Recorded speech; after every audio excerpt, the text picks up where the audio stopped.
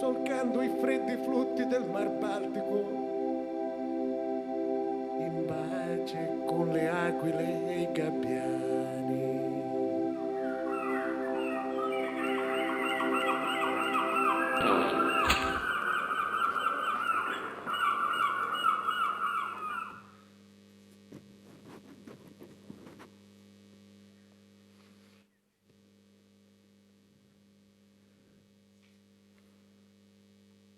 Falchi e gabbiani venivano investiti casualmente da radiazioni chimiche violente e morivano di stendi. E allora sai che cosa faccio io? Telefono al mio amico Giusto Pio perché mi voglio prendere un tè.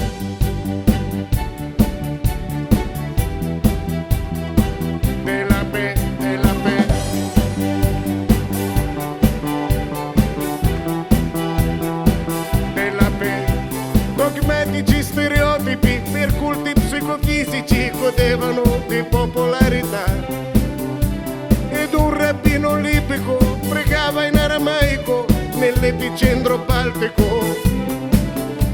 Il cane dei Di Stefano cercava un osso ermetico col cuore tachicardico di chi col mandolino celtico suonavano de singole gridando in siciliano ma perché.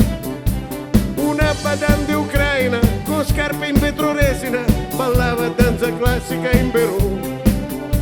L'abusimismo estetico dei minareti asiatici sfociava nel ridicolo.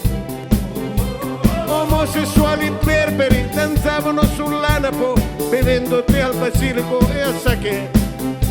Bambini egizi vandali nascosti dietro un angolo cacavano un sarcofago. Ma sulle sponde del Nilo ci sono quintali di pilo e io non mi muovo da qui.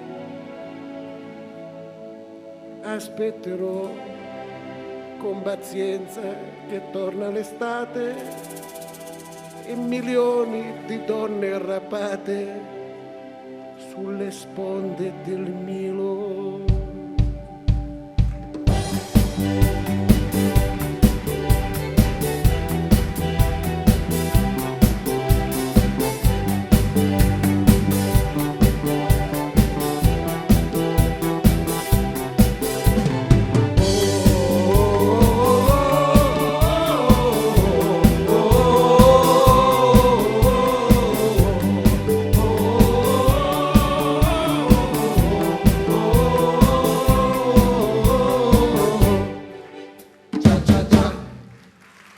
Grazie, pace e zibibbo per tutti voi, perché nello zibibbo ci sta la verità.